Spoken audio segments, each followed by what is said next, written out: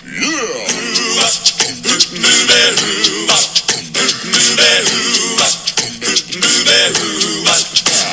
she sneaks around the world from Kiev to Carolina. She's a sticky-fingered filcher from Berlin down to Belize.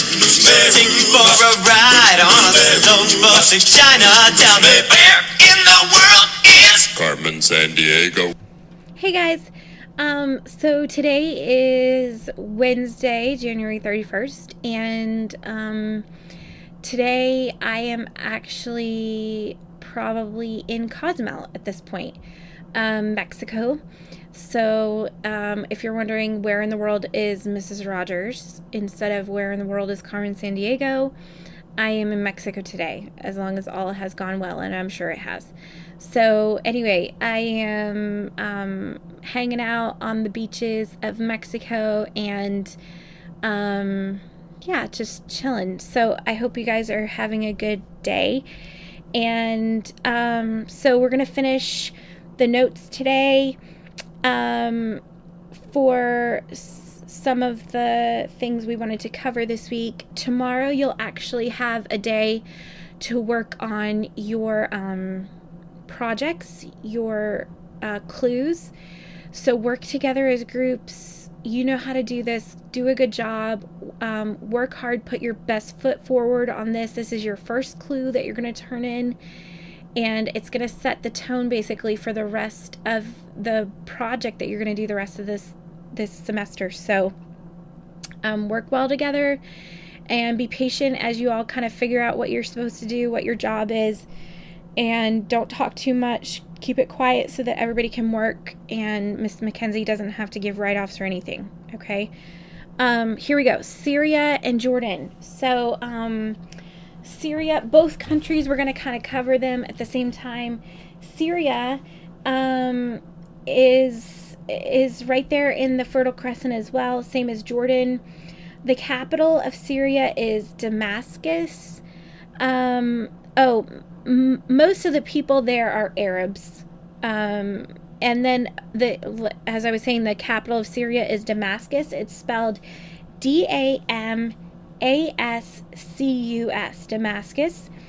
The capital of Jordan is Amman. It's spelled Amman.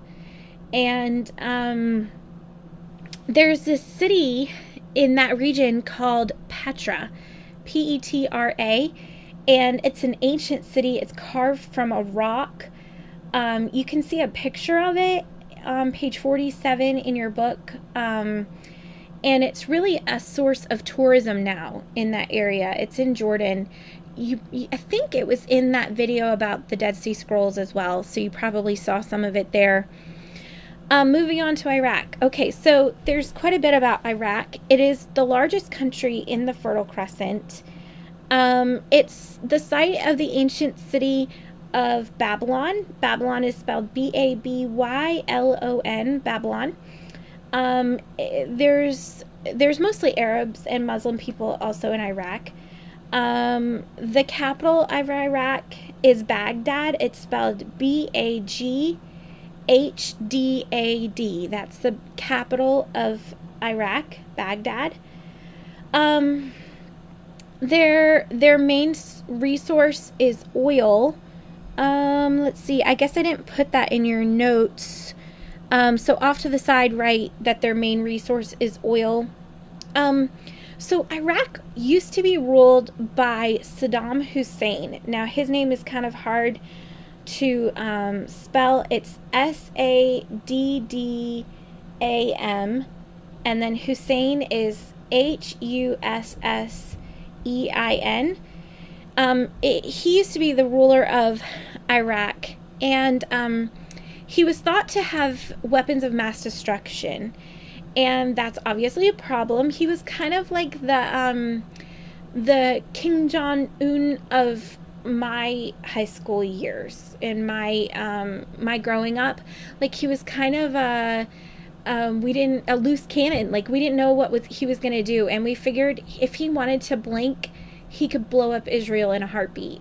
And not just Israel, but the United States, whatever. If he had those weapons of mass destruction, He was a very volatile presence there in the Middle East. So everybody was worried about him. And then to top it all off, he wouldn't let the United Nations come in and inspect his weapons of mass destruction or his arsenal of weapons. He wouldn't let them come in.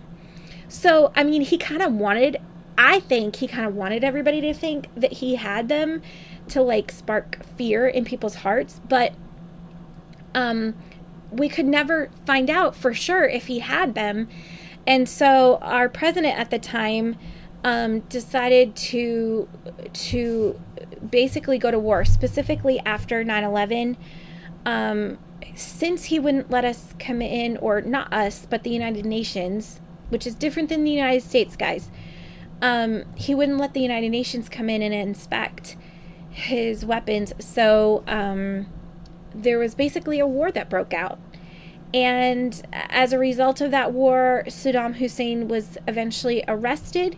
He was tried and executed for war crimes, for crimes against humanity, and for genocide. He was basically the Hitler of the 90s. He was destroying large groups of people, and most people didn't know about it. Like, it wasn't hugely common knowledge. It wasn't like, people didn't know a lot of what he was doing because he was keeping it secret. And hold on, guys, I need to take a drink. So anyway, so Saddam Hussein was not a cool guy. And then as the years went on, Iraq had connections to Al-Qaeda. Al-Qaeda is spelled, well, you've got the A-L there. Qaeda is spelled Q-A-E-D-A. There's no U. Q-A-E-D-A. Al-Qaeda. And then Osama bin Laden. Bin Laden is spelled B-I-N and then L-A-D-E-N. Bin Laden. So now Iraq is known for its connections to ISIS. So you just, again, places in the Middle East you do not want to visit. That's right up there. Iraq is definitely one of those ones that you don't want to just fly into. In fact, I don't know if Americans are allowed to. I'm pretty sure they're not. I think only military goes over there right now. Now, Kuwait is our next country. Kuwait is a small country south of Iraq. Their main resource is oil as well. And it was invaded by Saddam Hussein in 1990. And that's what caused Desert Storm, that war you might have heard about long before you were born. Look, I was just in elementary school when that happened. So, yeah, I was not very old either. But anyway, that's Kuwait. It's a tiny, tiny little country, very wealthy.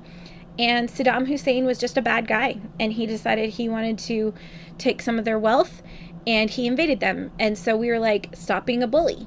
And he wouldn't. And so Desert Storm happened, and we went over there and kicked his butt. So anyway, that's the bottom line.